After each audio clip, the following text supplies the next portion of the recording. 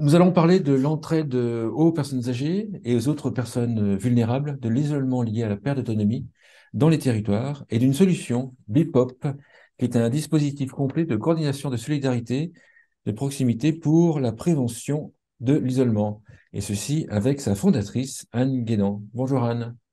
Bonjour Frédéric. Je vais vous présenter si vous le souhaitez, et puis on présenter rapidement BIPOP et après on parlera dans le détail de la solution. Oui, donc je suis fondatrice de BIPOP et enseignant-chercheur à l'Université de Compiègne depuis une vingtaine d'années, après avoir travaillé 3 ans dans la mobilité pour les personnes âgées au Japon. Et j'ai été accidentée en fait sur un passage piéton en 2015 et je travaillais déjà avec un club senior et j'ai été alitée plusieurs mois en fait sans oser demander de l'aide à mes voisins qui pourtant me le proposaient.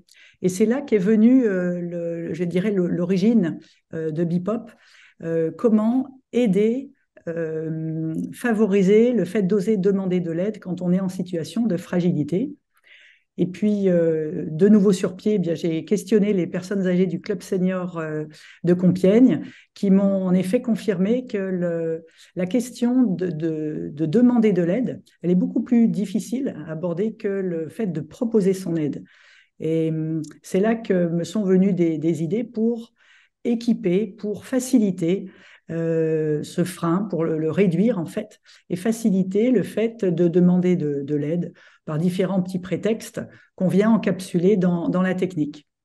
Donc de là est né Bipop et la commune de Compiègne a été la première à jouer le jeu avec des premiers tests réalisés sur la commune. La première année, en 2016, il y a eu 951 enregistrements donc d'actions demandées et acceptées et réalisées par des bénévoles. Donc, effectivement, la question a été est-ce que effectivement ça fonctionne parce que c'est notre territoire ou est-ce que ça pourrait être transposable sur le territoire d'à côté? Donc, l'année suivante, le département de l'Oise nous a fait confiance pour déployer sur 4 autres territoires et puis nous soutient pour déployer l'ensemble du dispositif sur le territoire de l'Oise depuis 2018. En vous écoutant, on devine, il y a une plateforme Internet, j'imagine, on le devine, où Oui, les personnes vulnérables, j'imagine, déposent leurs besoins et des bénévoles y répondent. oui, alors c'est encore plus simple que ça. C'est un dispositif, donc c'est pas juste une plateforme, c'est un dispositif complet, multicanal, téléphone et web. Donc pour les personnes vulnérables, que ce soit par l'âge, la santé, le handicap, la fracture sociale, il y a un numéro de téléphone en guichet unique qui est porté par le territoire. Et le territoire, ça peut être une communauté de communes, communauté d'agglos ou un département. Et ce guichet unique traduit le besoin de la personne qui appelle, et qui transfère en fait ce besoin sur la plateforme dont en général 95% des bénévoles sont équipés. D'accord. Donc les bénéficiaires, eux, sont plutôt connectés au téléphone et les bénévoles plutôt connectés à Internet. Alors, il y a plein de questions qui vont m'arriver là. Le type d'aide demandée. Il y a des grands types d'aide demandées. On a 2 grands types d'aides. On a commencé par le lien social, étant référent pour la mobilisation nationale pour l'isolement des âgés, Mona Lisa. On a été signataire de la charte en 2017 et à ce titre, on a commencé par offrir des actions de type visite de convivialité, accompagnement pour des petites promenades autour du point d'habitation de la personne. Et puis, on a fait une mesure d'impact en 2022 et on a pu mesurer qu'en effet, on est passé entre 2019 et 2022 de 60% des actions qui concernaient le lien social à plus de 60% d'actions qui concernent la mobilité. Donc on a inversé, en fait, on a vu que la mobilité prend de plus en plus d'ampleur euh, aujourd'hui. Quand vous dites mobilité, c'est accompagner la personne à faire ses courses, c'est ce genre de... Ça peut être ça. Ça peut être l'accompagner à une maison France Service. ça peut être l'accompagner également à un rendez-vous médical, à une promenade, l'accompagner aussi visiter un proche, ce qu'elle ne peut pas forcément faire quand elle a encore un véhicule, mais des réticences à prendre le volant. Donc, une action bénévole est tout à fait favorable dans ces cas-là. Et ce qu'on remarque, c'est que sur les territoires, il y a une cohérence de territoire. C'est-à-dire que vous avez des bénévoles qui apprécient s'engager pour accompagner, conduire, pour accompagner aux courses également, pousser un caddie. Parfois, c'est plus facile de discuter, de refaire le monde en poussant un caddie que derrière une tasse de thé, par exemple. Donc, on voit qu'effectivement, il y a une cohérence entre les demandes et les offres de missions bénévoles sur un même territoire. Tout à l'heure, vous avez parlé de difficultés potentielles de demander de l'aide à ses voisins. Qu'est-ce qui fait que c'est plus simple avec Bipop? Quand on touche la question de demander de l'aide, d'abord, on reconnaît soi-même qu'on est en situation de fragilité pour pouvoir faire le pas. Et c'est ce pas-là qui est difficile, reconnaître soi-même qu'on est en situation d'isolement. Parfois, on peut remarquer que les personnes préfèrent s'auto-isoler en disant j'ai besoin de personne, non, non, je ne dérange personne, au moins je me débrouille. Et puis finalement, elles s'isolent volontairement mais inconsciemment parce que c'est plus facile. Et donc, le fait d'oser demander est difficile. Et pour ça, il faut trouver des astuces. Des astuces qui ne sont pas de reconnaître que la personne est en situation d'isolement, mais c'est de lui faire, je dirais, entamer la première marche pour demander une aide pour laquelle on sait très bien qu'un professionnel, par exemple, ne pourra pas se déplacer. Changer une ampoule, changer un joint, graisser des gonds de garage ou de volets, par exemple, sont des petits services qui ne touchent pas à la dignité de la personne, à son sentiment, à son estime d'elle-même. Et pourtant, Mais c'est plus facile de demander par Bipop parce que moi j'imagine plusieurs raisons. Parce que en fait, c'est plus difficile de demander à un inconnu de l'aide qu'à un de ses voisins qui nous connaît, ou c'est parce que si on demande à ses voisins, il peut dire oui, il peut dire non, on sera gêné par la réponse. Pourquoi c'est plus facile Parce qu'en fait, quand on fait appel à Bebop, c'est qu'on reconnaît quand même qu'on a une difficulté ou qu'on a besoin d'aide. Pourquoi c'est plus facile par Bebop? C'est que si on parle c'est, à quelqu'un qui est neutre entre les deux. alors, on peut conserver l'atout du voisin en se disant, je vais le déranger, mais quand j'en aurai vraiment besoin. Je ne vais pas le déranger trop souvent parce qu'il ne voudra plus m'aider. Ça, c'est vraiment une réalité. C'est Les ça, solidarités de voisinage existent. c'est ça Elles que je voulais existent. savoir. C'est ça, d'accord, c'est ça. Voilà. Elles existent toujours, évidemment, mais elles ne suffisent plus. Les actions des associations existent également, mais peinent à recruter des nouveaux bénévoles. Et ça, c'est un autre sujet, on va pouvoir l'aborder, c'est l'engagement bénévole aujourd'hui. Et donc la question, c'est, il est plus facile de demander à une entité, à une association, à une institution, à sa mairie, à son département, à sa communauté de communes, c'est plus facile que de demander directement à son voisin qui peut dire un non, ou pire, qui peut dire d'une façon gênée, oui, si je peux, et qui viendra, et finalement qui ne viendra pas. Donc, le fait de demander à une institution, c'est un double avantage. C'est que d'abord, il y a les gens sont moins inhibés, en tout cas pour demander. Et puis, il y a la sécurité de demander non pas à des inconnus, mais à une communauté de bénévoles qui ont été rencontrés préalablement, qui ont Ah été oui, bien sûr, validées, bien c'est sûr, très bien sûr. important, et qui sont cooptées les unes avec les autres. Elles sont réunies plusieurs fois par an dans des réunions avec des temps de parole, des échanges, et les associations locales jouent un rôle en fait pour animer ces réseaux de bénévoles. Donc il y a des équipes citoyennes Mona Lisa qui sont accompagnées, formées par les petits frères des pauvres, et puis on a sur certains territoires des équipes de bénévoles qui sont accompagnées, formées, animées par le Secours catholique par exemple. Certains CCAS ont dans leurs ressources internes des personnes compétentes pour animer et organiser ces temps de parole. Donc, c'est assez rare, mais ils le font aussi. Qu'est-ce qui pousse un territoire à adopter BIPOP? C'est une bonne question. Il faut une volonté politique, une certaine maturité, parce qu'on vient avec un dispositif, on a commencé il y a 5 ans maintenant, et effectivement, les collectivités qui ne nous voient qu'avec un dispositif numérique, il faut creuser un petit peu la motivation.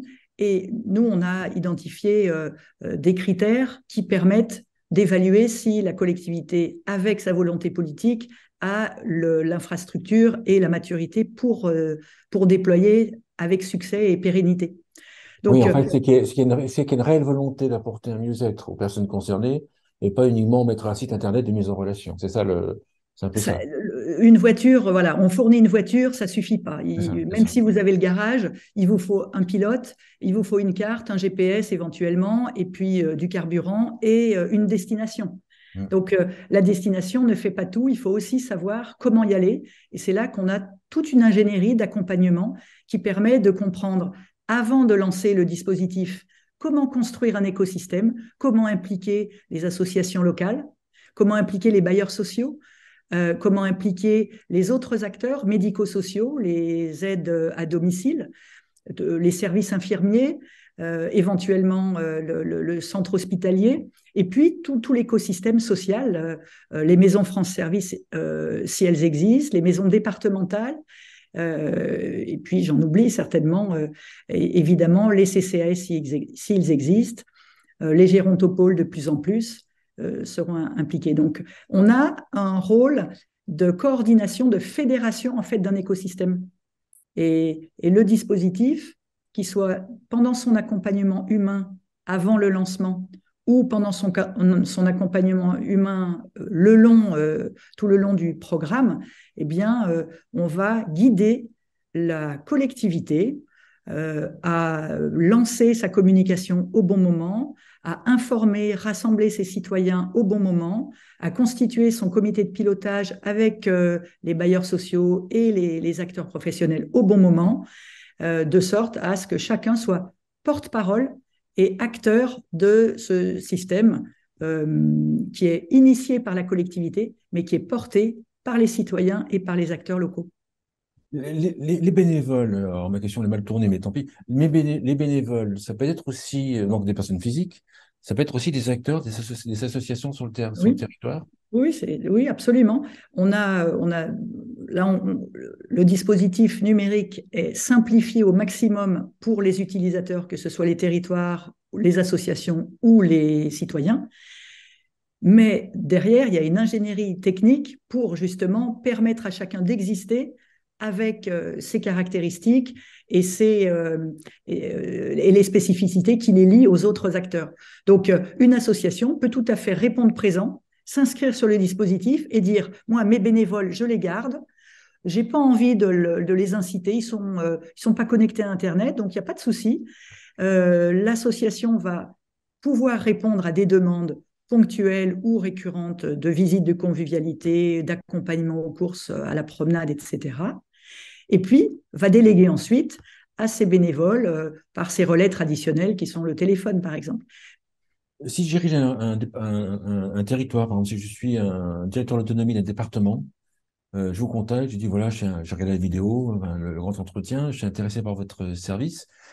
Par quelles étapes, en fait, je vais passer avec vous pour le mettre en place jusqu'à le fonctionnement jusqu'à le processus opérationnel? Alors, on commence effectivement assez tôt dans le système à T0, je dirais moins 6 mois. On peut commencer à s'y prendre, à réfléchir ensemble pour définir déjà la marque est personnalisée. Donc, on va questionner la collectivité sur le nom qu'elle voudrait donner ou qu'elle a déjà donné à son dispositif, de sorte à impliquer le monde possible, de sorte à faire en sorte que chacun se retrouve, s'identifie au dispositif. Donc, si elle a l'intention, par exemple, d'élargir à sa communauté de communes, on l'invite à trouver un nom qui pourra aussi convenir à un territoire élargi. Donc, on va questionner l'expression des besoins.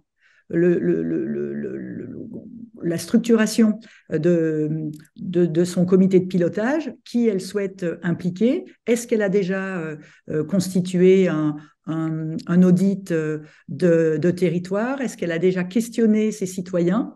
Pas seulement les citoyens âgés, mais tous les citoyens, pour comprendre quelle est la volonté de chacun de construire ensemble, en fait, le monde dans lequel on a envie tous de vivre demain.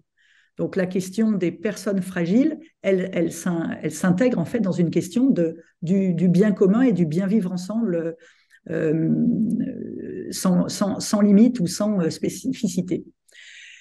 Donc la première chose, c'est choisir un nom pour un dispositif, choisir un numéro de téléphone pour les personnes qui ne seront pas connectées à Internet et qui seront demandeuses.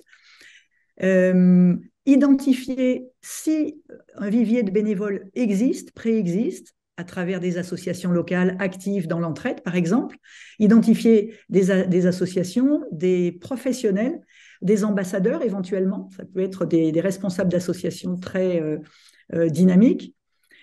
Et donc là, voilà, ça c'est avant le lancement, on prend le temps d'identifier l'écosystème, les acteurs et d'affiner le plan d'action.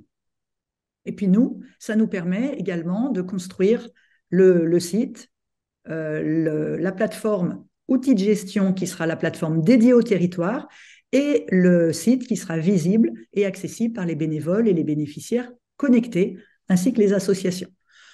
Une fois que tout est prêt, que la conception technique, l'implémentation, l'hébergement, la personnalisation sont terminés, eh bien, on va définir une date de lancement, informer les acteurs, donc je parlais des bailleurs sociaux tout à l'heure, les associations qui auront été rencontrées préalablement, informer de la date de lancement et convier la presse pour qu'elle se fasse le relais auprès de toutes les personnes qui lisent encore le journal au quotidien, qu'elle se fasse le relais de cette information majeure qui est le lancement d'une dynamique d'entraide, de coordination, de solidarité, de proximité sur un territoire. Donc là, c'est le T0. Et à partir de ce T0, eh bien, on accompagne également le territoire, si besoin de distribuer des flyers, si besoin de former des associations, des bailleurs sociaux, enfin, tout l'écosystème, les agents de la collectivité. On transmet les bonnes pratiques, on transmet les kits de communication avec les bonnes dates qui correspondent je dirais, au moment clé. Il y a des opportunités qui sont intéressantes pour communiquer, le bulletin municipal ou communautaire. Ça peut être également au moment du plan canicule, s'il y a des informations à transmettre, eh bien, joindre un flyer. Au moment du plan grand froid, dans les colis de Noël, il y a des moments clés dans l'année qui sont très opportuns en fait pour informer la population.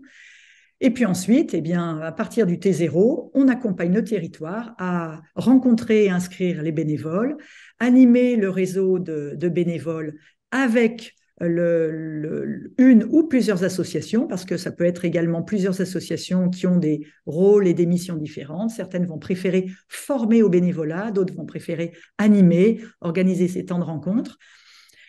Et puis ensuite, ce qui se fait toujours dans la durée, puisque je dirais la transformation des conditions de nos routines quotidiennes, qu'on soit des particuliers, des associations ou des institutions, c'est justement le temps que prennent ces liens, la construction de ces liens entre les acteurs. Et bien ça se travaille sur le long terme. Donc on accompagne aussi le territoire à rencontrer les bailleurs sociaux, les professionnels, les services d'aide à domicile, par exemple. Sans votre solution, tout cela, ça se passe comment? Ça se déroule comment? S'organise comment dans un territoire? Ouais, il faut rester. Si c'est organisé sans votre solution. Je pense qu'effectivement, il faut rester d'ailleurs très humble. Heureusement, l'humain était là au préalable et avait des idées pour construire, imaginer déjà l'entraide, coordonner l'entraide avant qu'on arrive. Donc, un fichier Excel permet à certaines petites communes de gérer la demande et de gérer l'offre et la demande. Ce que permet le dispositif, c'est de faire mieux ce que font très bien déjà certains territoires. Mieux en termes de coordination, de pilotage, d'identification des besoins et de mesure de ces besoins.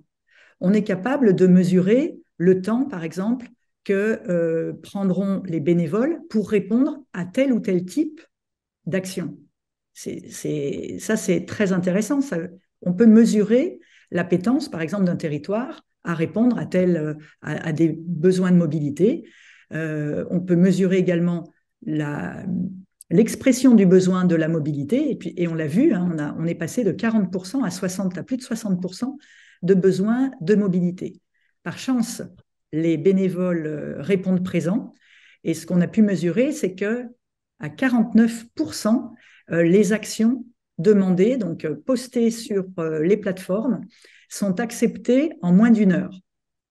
Donc ça veut dire qu'il y a une réactivité forte de la part des bénévoles qui, aujourd'hui, montrent qu'ils préfèrent, qu'ils s'engagent facilement dans des dispositifs flexibles comme Bipop, où l'engagement est à la carte, mais est sécurisé. On n'est pas dans une relation de particulier à particulier sans infrastructure qui a un rôle De tiers de droit confiance, de quoi. regard. Oui, un tiers de confiance qui a un droit de regard. Là, effectivement, les bénévoles s'engagent parce qu'ils sentent qu'il y a ce tiers de confiance qui leur fait signer une charte de bénévolat, qui les invite à un certain nombre de rencontres où l'humain est au centre. Donc le dispositif numérique reste à sa place. On n'est pas dans un système de substitution de l'humain, on est vraiment dans un système de suppléance ou de soutien à l'activité, de lien social entre les personnes. Donc, J'imagine comme en fait le bénévole est sur la plateforme Internet, il peut voir les demandes qui existent et puis il peut choisir ou refuser absolument. tranquillement, seul, sans être jugé, j'imagine. Absolument. Le bénévole peut choisir les actions pour lesquelles il a envie d'être sollicité. Il peut choisir le secteur sur lequel il a envie d'être sollicité Ah et il oui. peut se mettre en pause. Ah oui. Donc, il peut aussi choisir de ne pas être sollicité pendant 15 jours, 3 semaines, le temps de s'occuper de ses petits-enfants pendant les grandes vacances ou pendant ses voyages, s'il peut encore le faire. Donc, il y a une flexibilité de la part pour le bénévole dans le choix des missions et dans les moments et les manières de le solliciter. Il peut être sollicité par mail, mais il peut aussi télécharger l'application mobile et être sollicité par des notifications simplement. Est-ce que ce type de solution augmente le nombre de bénévoles sur un territoire? Il le révèle.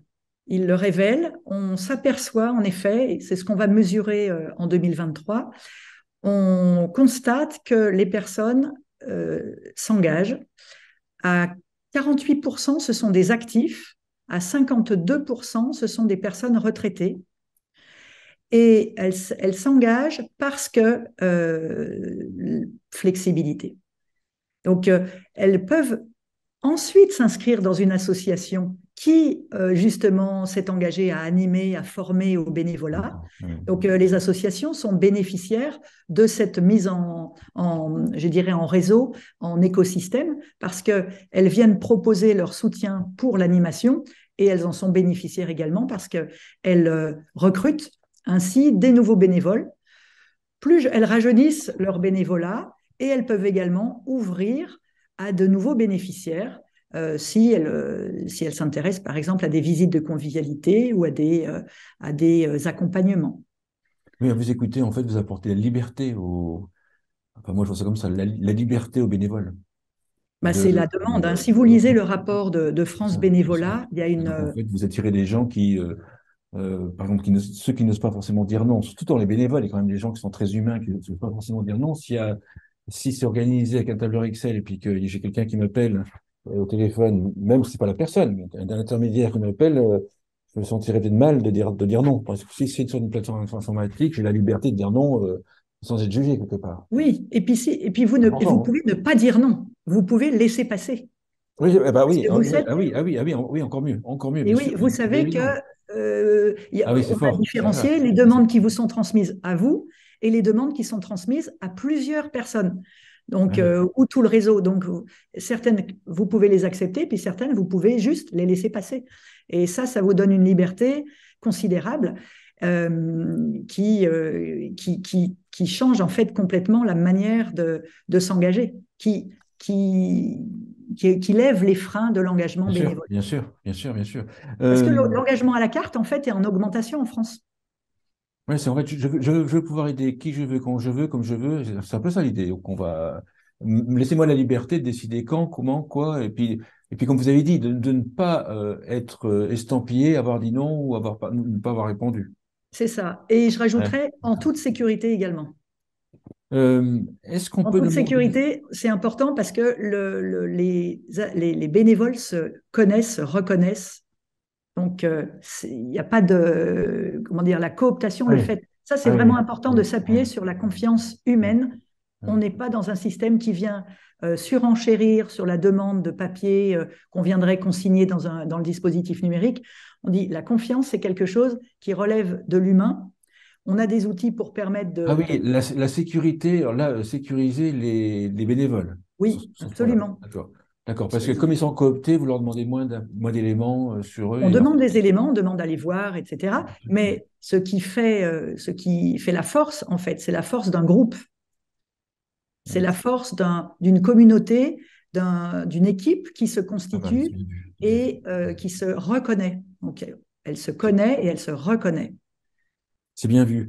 Euh, une notion, j'avais une question sur l'urgence. Est-ce que une fois que Bipop est installé sur un territoire et fonctionne bien depuis plusieurs années, est-ce que on peut faire une demande d'urgence? Euh, je vais prendre un exemple. Alors là, c'est l'urgence d'urgence. Un téléassisteur, en fait, une alarme est déclenchée sur la téléassistance, les enfants ne peuvent pas se déplacer, et les pompiers, quand ils se déplacent, des fois, ils font facturer 400 euros ou 250 euros, ça dépend des territoires. Est-ce que là, en fait, ce type de réseau pourrait identifier des bénévoles qui viendraient faire la levée de doute? Mais là, il y a une notion d'urgence. Ou est-ce que ça, c'est trop demandé? Je le note. Parce que ça, en fait, c'est demandé dans les territoires. Mais par Oui, exemple, à Lyon, par exemple, il y a un téléassisteur alerte, oui, ils réfléchissent sur une solution comme ça. oui. Et en fait, ils cherchent des bénévoles, des aidants remplaçants, ponctuellement. Mais je vais vous répondre, on a fait une évolution pendant le Covid. Donc, on a vécu 2 années un peu spéciales.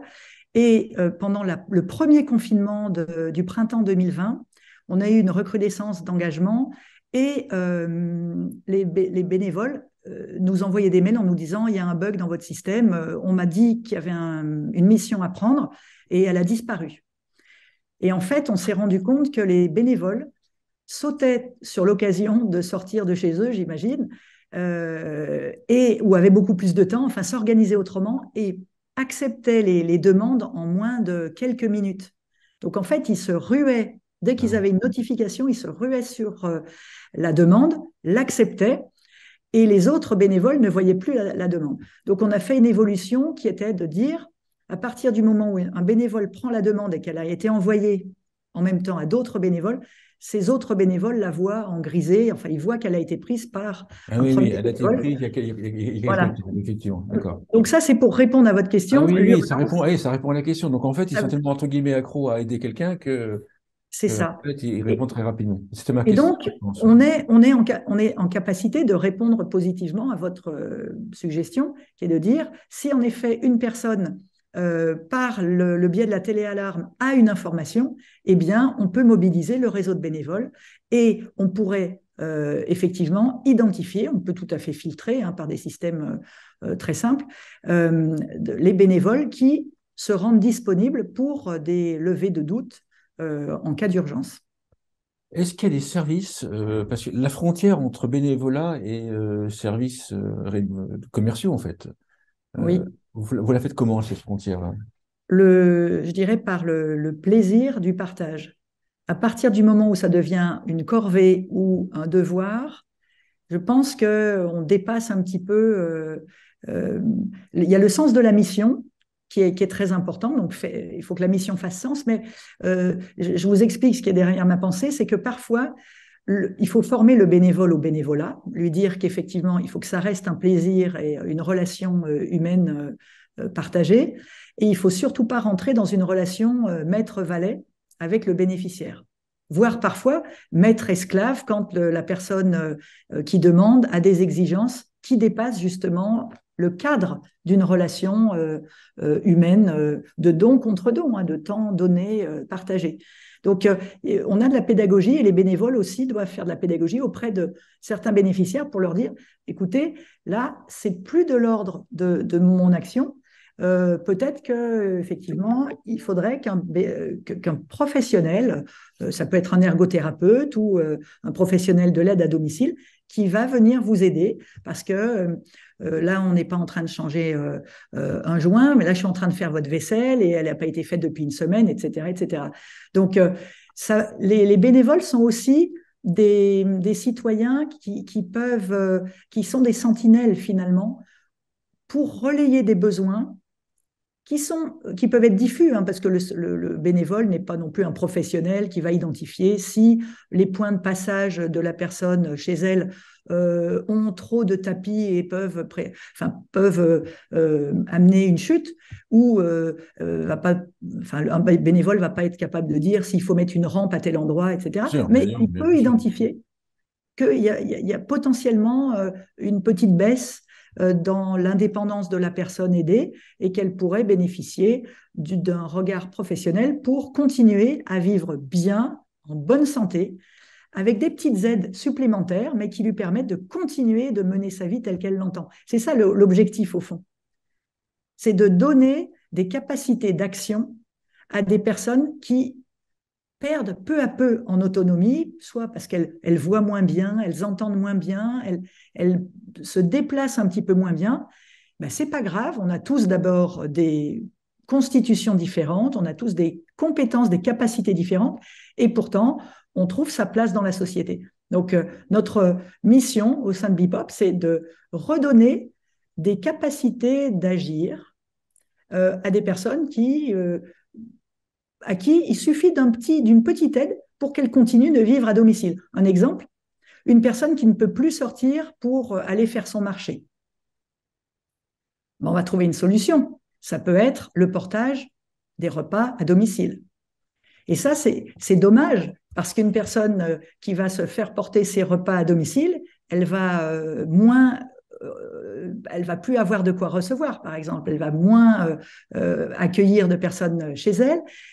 Ça va jouer sur son moral, ça va jouer aussi sur sa motivation à se prendre en main plus longtemps, ça va jouer sur son estime d'elle-même, sur son sentiment d'être digne de vivre sur cette terre et finalement sur son espérance de vie. Je l'ai un peu raccourci, mais c'est quand même ça. Donc, le fait d'aider en pensant aider le mieux qu'on peut, parce que le système, on a quand même la chance en France d'avoir un système qui accompagne les personnes en perte d'autonomie, eh bien, nous, on amène des maillons intermédiaires qui permettent de mieux construire cette vie à domicile en lien avec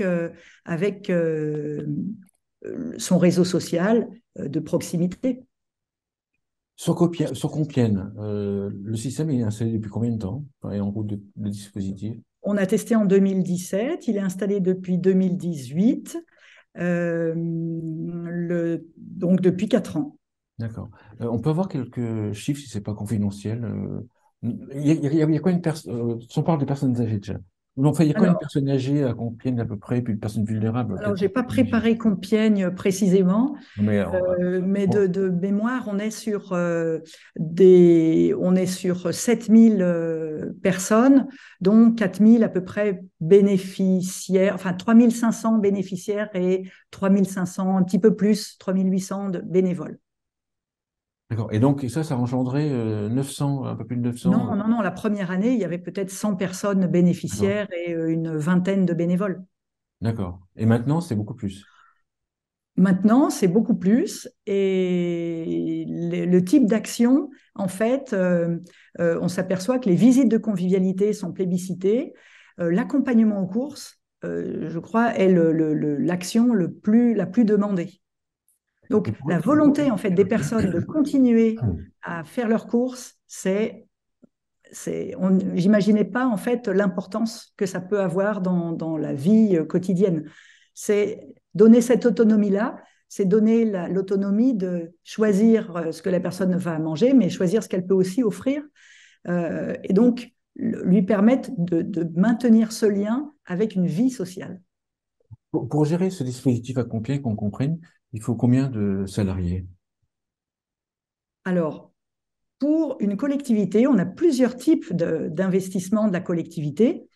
On a des collectivités qui sont très proactives et qui téléphonent, je dirais quasiment tous les jours, à leurs bénéficiaires. Alors, pas à tous leurs bénéficiaires, mais tous les jours, ils ont un ou deux ou trois bénéficiaires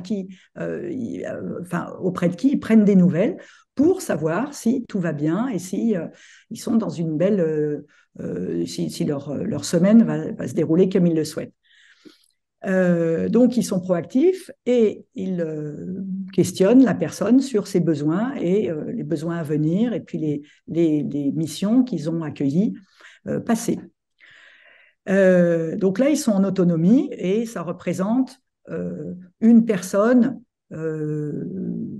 Alors, on a le territoire dans le nord, par exemple, dans les Hauts-de-France, on a une commune de 20 000 habitants qui a un animateur senior et il passe 1 heure tous les matins. Il se dit, de toute façon, je le fais, j'appelle mes bénéficiaires, donc là, je le fais avec mon tableau de bord et ça me permet de renseigner, de savoir. En fait, si tu as bien compris, c'est quelque part, c'est lui, genre, je ne sais pas si ça s'appelle ça annonce, mais c'est lui qui récupère la demande et qui le met sur le site. Donc, en fait, c'est lui Voilà. qui concrètement rédige, c'est ça? Voilà. Donc D'accord. ça c'est un cas. Je dirais c'est une typologie de territoire. On en a plusieurs identifiés comme ça. Et il y en a d'autres qui n'appellent pas, mais qui vont relayer, qui vont énormément communiquer par écrit. Donc, distribution de flyers, transmission de paquets de flyers à tous leurs bailleurs sociaux pour informer toutes les personnes locataires des résidences, des cités HLM, je dirais des résidences pour personnes autonomes et tous les lieux et les particuliers qui vivent à domicile, les propriétaires, de cette possibilité-là. Et donc, ils vont favoriser, je dirais, les appels entrants.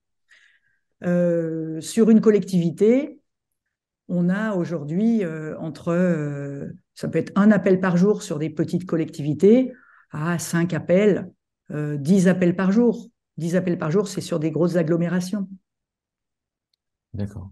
Une conclusion à Donc, l'émission. par exemple, on est sur je pense à une communauté de communes à proximité de Compiègne.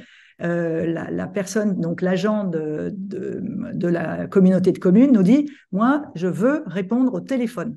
Laissez-moi cette mission parce qu'elle aime prendre les appels et les transmettre sur la plateforme. Par contre, elle a demandé à ce on l'aide à trouver un environnement et puis une association qui permettent de former, d'animer les bénévoles. Donc, Oui, d'accord. Oui, oui. ce qui finalement, Oui, il y a la mission des bénévoles, puis après, il y a la réception, bien sûr, des demandes. Ah oui, bien évidemment. voilà, recevoir les demandes, c'est pas ce qui prend le plus de temps. Mm. Et c'est un très bon moyen de prendre la température du territoire.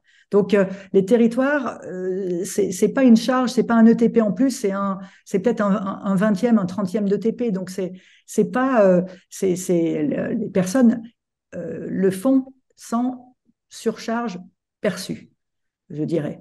Enfin, il faut leur poser la question, mais en tout cas, le sentiment que j'ai, c'est que effectivement, c'est pas une surcharge insurmontable, et c'est plutôt intéressant. Par contre, l'animation, oui, il faut le déléguer à des associations dont c'est la mission et le savoir-faire.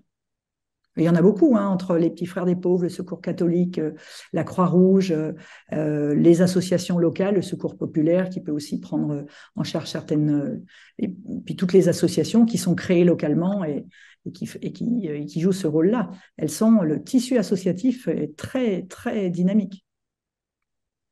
Une conclusion à l'émission.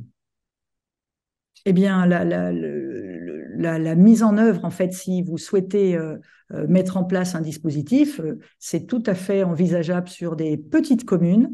Ça permet de soulager souvent l'élu en charge du social qui récupère tous les appels et qui souvent fait toutes les visites. Donc ça va lui permettre de souffler un peu, de déléguer et de s'appuyer sur un réseau de bénévoles de confiance. Mais on s'adresse également à des collectivités plus grandes, parce que qui peut le plus peut le moins. Donc là où des collectivités sont mieux équipées, ben, elles vont mieux réussir, et on va les accompagner sur la structuration de leur gouvernance pour qu'elles puissent pérenniser le système avec l'ensemble des acteurs. Ça, c'est vraiment important de travailler ensemble avec les acteurs locaux. Super, merci Donc, Anne voilà. Guénon. Je rappelle que vous êtes fondatrice de Bipop. Merci beaucoup. Merci, au revoir.